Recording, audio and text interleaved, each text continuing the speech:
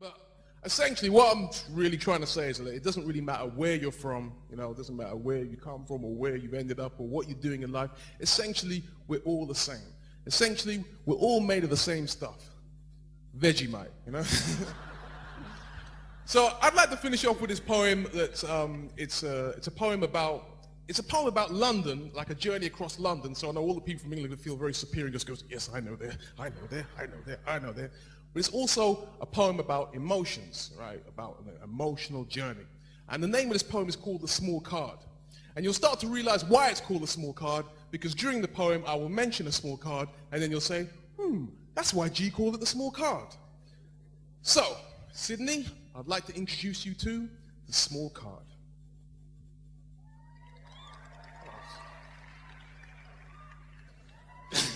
I can't deal with that, right? I'm an artist, right? I did this in front of an empty theater, right?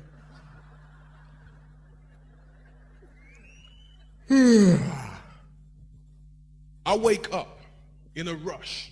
Gee, you gotta get up. A new day brings new luck, but I'm so cozy and tucked up in bed. My head feels like lead. Wait 5 minutes instead, until my alarm breaks the calm to awaken the dead. I skip breakfast, I'm not fussed. My priorities first must focus on my just getting out or I'll cuss. I want that seat on the train, or my feet feel the pain. I'm not discreet with my aim, so I sneak complete with my game. I'm sitting down now, rested, feeling I've achieved. I look around now, interested, seeing people next to me. There's iPod boy. I miss the Guardian reader. I'm in a tunnel now, reading Texas at Sweden. A lady applies her makeup as she does every day. Her expert touch is just such that it accounts for the sway of the train back and forth. Her lipstick's outlined, of course. She's got an eyelash curler, mascara. I'm amazed, so I pause to look. The train shook as it was overtook. Should it break in her state and she make a mistake? I'll bend over laughing till my belly aches. Then at Willesden Junction, she gets on. I've never seen her before. Her beauty has duped me and I want to see more. Her skin is like chocolate put in Cadbury's to shade. Like me, she rushed to get ready and probably just caught the train. I stare with intent as her first minute is spent. She's checking her purse, her bag with no relent, until she finds a small card. She smiles quite pleasant. As she reads its contents, her joy is evident. The train trundles along, and she's turning me on. She hasn't looked my way once, and I pray for the chance to emerge, that maybe I could utter a word to be heard by only her and not sound too absurd.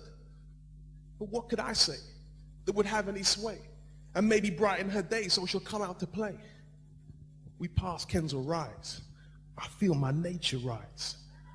I'm hypnotized by her eyes, wondering, do they comprise of unknown secrets that she's kept hidden from prying eyes, or of a lost love she's dreamed of that hurt her with lies? She pulls out a mirror so she can see clearer. Her face for a trace of a laugh line or a tear. I imagine her stare deep into my eyes, where her reflection appears perfected with care. iPod boys changes track, and Guardian man starts to look back and sneaks discreetly so he can see Mr. Sunman next to him reading page 3. Wake up, G.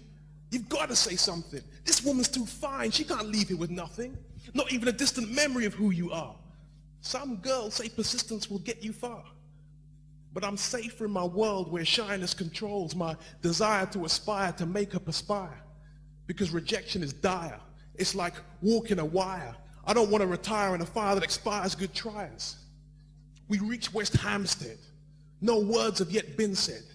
Makeup woman checks her nails. iPod boy nods his head. She gets up to leave and adjusts her skirt.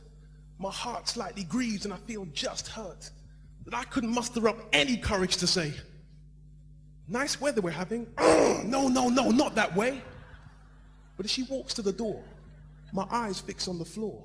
That card she had from before, it rests there with just 4 small roses drawn on it. My hand seizes upon it, and with the speed of bionic, trying hard not to drop it, I rush to the door where I see her once more.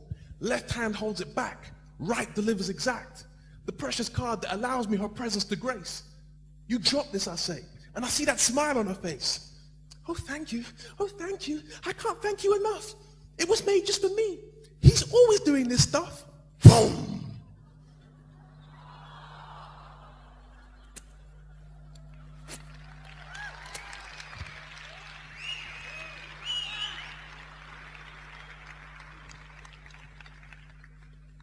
The door closed, and I froze. The train was ready to go. And through the window, she showed me the card that was pleasing her so. I looked and I smiled as it was revealed to me. It had the writing of a child that said, "I'll always love you, Mummy." Sydney, Australia, I've been Mr. G. Thank you very much.